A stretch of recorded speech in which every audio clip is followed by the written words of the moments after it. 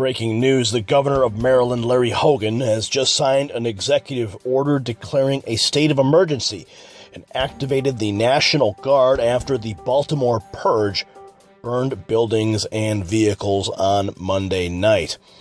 Baltimore Mayor Stephanie Rawlings Blake has issued a citywide curfew, and the Maryland National Guard Adjunct General Linda Singh was quick to declare it's not martial law. Call it whatever you want, because the Army National Guard is ready to use any force ordered. Just recently, the Maryland Army National Guardsmen participated in a non-lethal individual weapons operator course, which trains soldiers how to respond as a civil disturbance reaction force.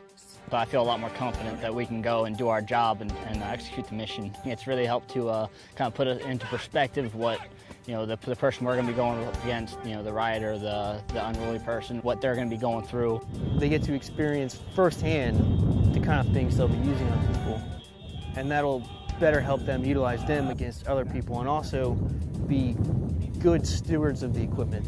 When used properly, they're extremely effective tools, and they just need a little respect, and this course teaches how to respect those tools. The guardsmen were trained on the use of taser, pepper spray, crowd control techniques, and more, preparing them to assist in civil emergencies.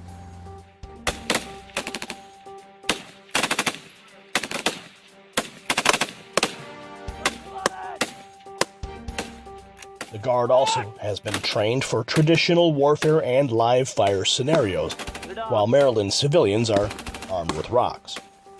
The Guard has also recently received a new UH-72 Lakota surveillance helicopter for deployment at the governor's decree.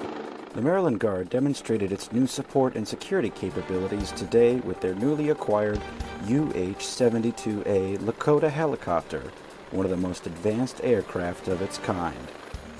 Well, not only does it help Maryland by replacing older aircraft, but it supports the governor as far as our support to him in emergency. So far, 15 officers have been injured in retaliation to the death of 25-year-old Freddie Gray, while in the hands of those entrusted to protect and serve. A police car was destroyed and a CVS store set on fire as countless other stores were looted and pillaged. Should the emergency alert system be activated and lethal force authorized, television and radio stations may be forced to play a message similar to this.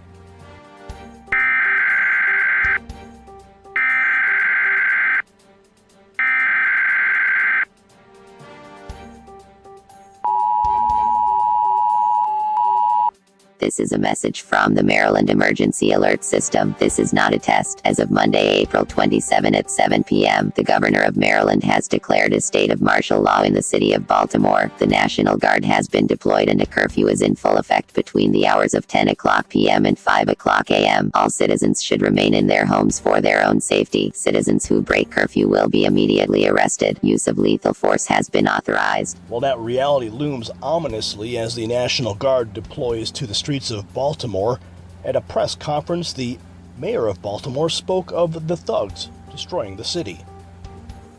It is very clear there is a difference between what we saw over the past week with the peaceful protests, those who wish to seek justice, those who wish to be heard and want answers, and the difference between those protests and the thugs who only want to incite violence and destroy our city.